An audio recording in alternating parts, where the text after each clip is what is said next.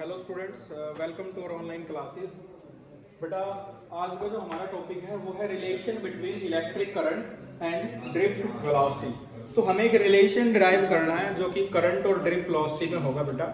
तो उस रिलेशन के लिए हमने कंडक्टर लिया है। Consider a conductor of length L, और जो कंडक्टर है इसका नाम हम P और Q रख लेते हैं बेटा। P Q एक कंडक्टर है और इसका area of cross section uniform है। We consider a conductor of length L and uniform area of cross section, and if we tap the key, the P side of the conductor becomes positive and N side becomes negative। तो ये potential difference के कारण जो electron है वो Q से P की तरफ अप्रोच करेंगे विद वेलोसिटी Vd, जो कि ड्रिफ्ट वेलोसिटी है। और एक्सप्रेशन आपने ड्रिफ्ट वेलोसिटी के लिए पढ़ा था बेटा कि Vd vector equal to minus E capital E vector over m into tau. ये रिलेशन आपने पढ़ रखा है बेटा पहले, ये ड्रिफ्ट स्पीड का रिलेशन है। इससे पहले वाले लेक्चर में हमने ये स्टडी किया था और आज का हमारा सेकंड लेक्चर है करंट इलेक्ट्रिसिटी में। तो ये रिलेशन डिराइव करने के लिए हम स्टार्ट करते हैं बेटा। We know electric current equal to charge divided by time, यानी कि electric current equal to rate of flow of charge. और चार्ज कैसे कैलकुलेट करेंगे बेटा? तो उसके लिए हम लिखते हैं let small n be the number of free electron per unit volume. So total number of free electron capital N equal to volume of conductor into number density number density है small m बेटा। So total number of free electron equal to small m into volume, और volume conductor का होगा बेटा A into L। ये हमारी equation first है। ये total number of free electrons हमने कैलकुलेट कर लिए जिस कंडक्टर की लेंथ L है और area of cross section A है। अब ये इक्वेशन हम फर्स्ट मार्क करते हैं बेटा। According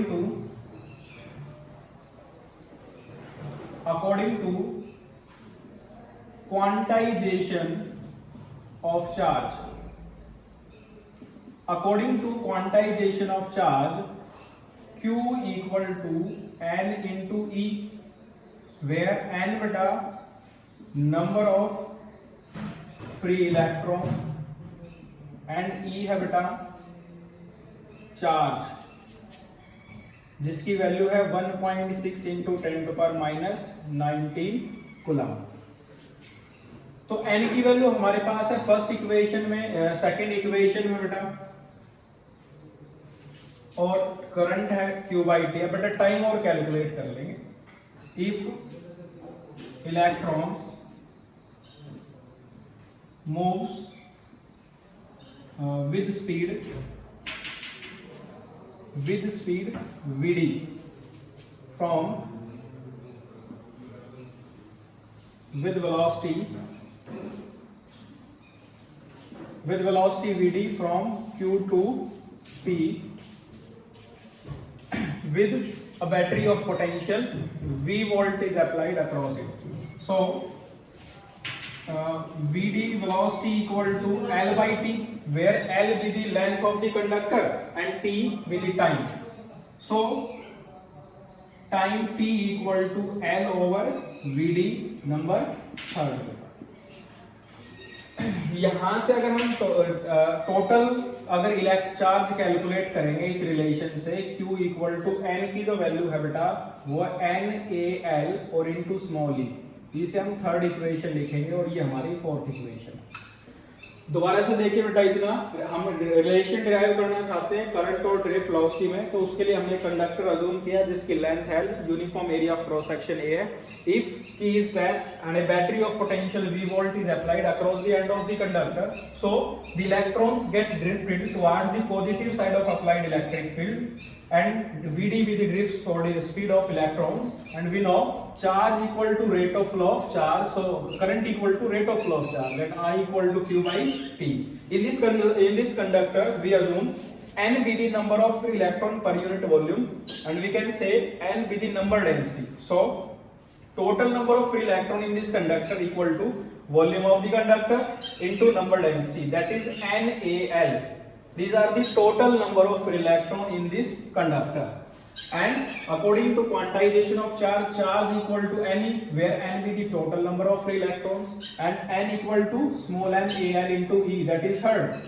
If electrons move the velocity Vd from Q to B, so Vd equal to L by T. L displacement है बेटा, T टाइम है, तो टाइम यहाँ से होगा बेटा L over Vd.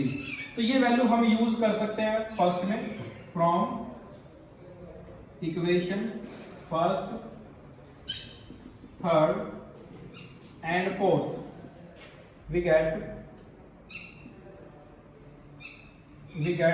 I equal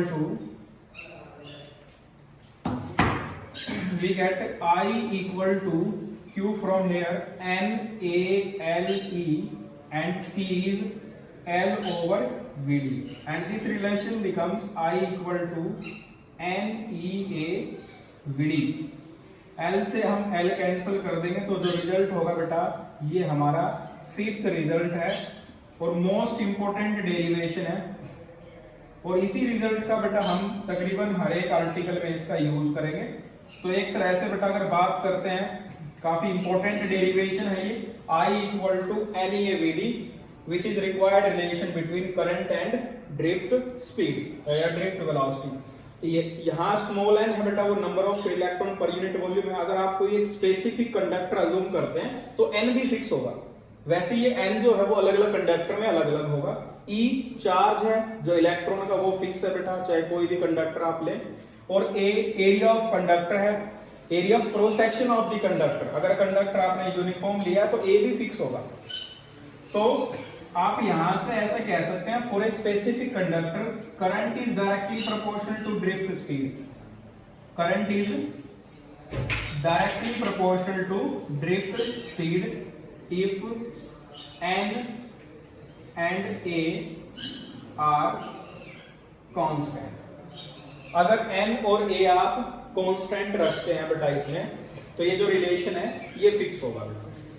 अब यहां से कुछ दो टर्म और मैं आपको डिफाइन कर रहा हूं बेटा. फर्स्ट जो टर्म है वो है करंट डेंसिटी. करंट डेंसिटी को J वेक्टर से डिनोट करते हैं, और करंट डेंसिटी होते हैं बेटा electric current per unit area. Electric current per unit area is known as current density, and J equal to I over A.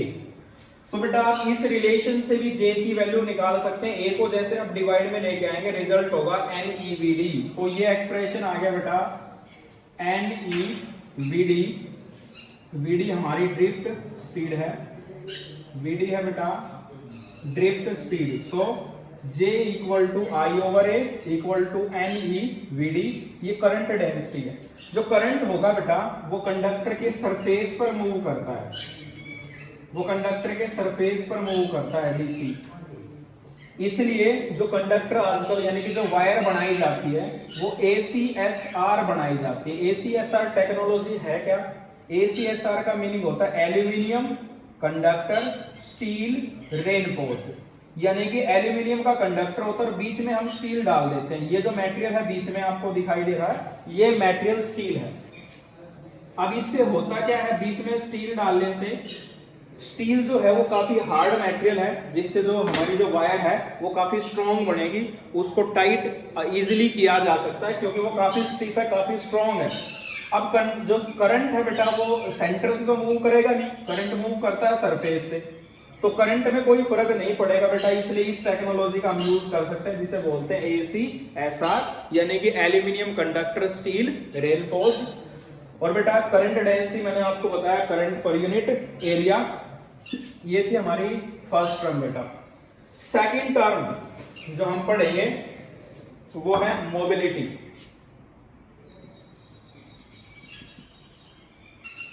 Mobility को mu से डिनोट करते हैं बेटा. मोबिलिटी है एबिलिटी टू मूव, मोबिलिटी को हम सिंपली बोल सकते हैं एबिलिटी टू मूव, यानी कि कोई चार्ज पार्टिकल या कोई मेटेरियल कैसे मूव कर सकता है, उसकी मोबिलिटी कम है या ज्यादा है, तो ये मोबिलिटी है बेटा। मोबिलिटी की वैल्यू कैसे कैलकुलेट करेंगे बेटा, ये जो रिलेशन है I इक्वल टू NEVD, तो बेटा इस रिलेशन से भी आप इसकी वैल्यू निकाल सकते हैं। पहले मैं ड्रिफ्ट स्पीड से कैलकुलेट करके बताता हूं बेटा। VD equal to minus E capital E over M into tau, ये V वेक्टर था और ये E वेक्टर था बेटा, तो आप इस VD को लिख सकते हैं E tau over M into minus E vector. Last class में भी आपको बताया था कि यहाँ माइनस साइन इसलिए लगा है क्योंकि ड्रिफ्ट स्पीड और इलेक्ट्रिक फील्ड दोनों क्या है, अपोजिट डायरेक्शन में, इनका सेंस क्या है, अपोजिट है। और ये जो वैल्यू होगी E टाउ ओवर M, ये मोबिलिटी है बेटा, इस कांस्टेंट को मोबिलिटी कहेंगे। So VD equal to minus mu into E, vector form में लिखेंगे, या mu equal to scalar form में लिखा जाएगा तो VD divided by electric field, drift velocity per unit electric field. Mobility equal to drift velocity per unit electric field. और ये mobility जो है बेटा, आप सेमीकंडक्टर पढ़ेंगे तो सेमीकंडक्टर में दो चार्ज कैरियर होते हैं, इलेक्ट्रॉन और होल्स। इलेक्ट्रॉन्स की मोबिलिटी ज्यादा है होल्स के कंपैरिजन में। और सेमीकंडक्टर दो टाइप के पढ़ेंगे आप, एन टाइप और पी टाइप।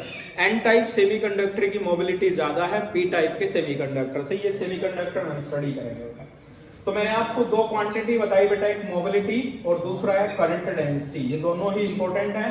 और एक रिलेशन आपको ड्राइव कराया जो कि करंट और ड्रिफ्ट स्पीड में मोस्ट इंपॉर्टेंट रिलेशन है। तो बेटा आप अगर चाहें तो इस रिलेशन को आप मोबिलिटी के टर्म में भी लिख सकते हैं, यहाँ इसका यूज करके, और इस रिलेशन को आप करंट डेंसिटी की फॉर्म में भी लिख सकते हैं। मोस्ट इंपॉर्टेंट रिलेशन है बेटा between current and drift speed. Next class में बेटा आपको कराया जाएगा ओह्म्स लॉ। तो बेटा मिलते हैं नेक्स्ट क्लास में। Thanks for watching the video.